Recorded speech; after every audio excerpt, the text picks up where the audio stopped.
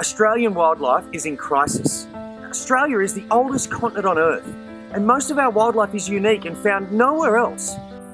We have the world's worst mammal extinction rate, and our overall biodiversity loss is amongst the highest in the world. 3.5 million hectares of bushland have burnt in the recent fires.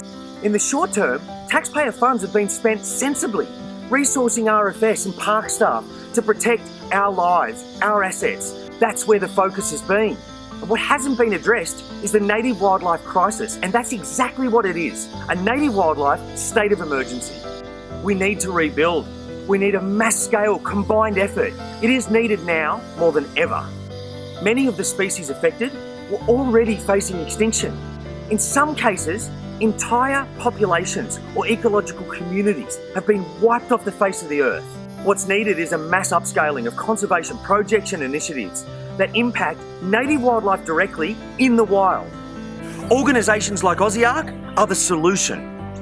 We need more public-private partnerships. We need corporate groups, government groups, conservation groups, and the community to recognise this, support organisations that are delivering results for native wildlife conservation. We all need to work together to deliver a bigger picture approach.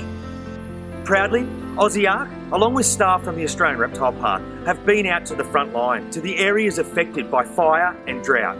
In the Upper Hunter River, we've relocated to deeper water nearly 50 Hunter River turtles that faced a certain death. 12 came into care, we couldn't release them.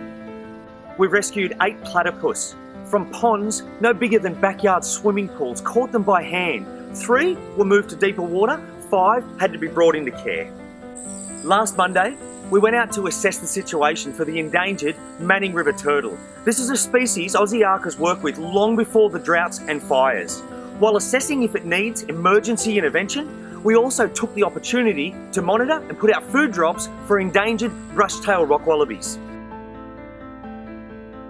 In response to the current crisis, we made clear our plans for Koala Rock, the world's first wild koala sanctuary. Not only will Koala Rock improve the species' trajectory, but it'll be home to almost 1,500 koalas.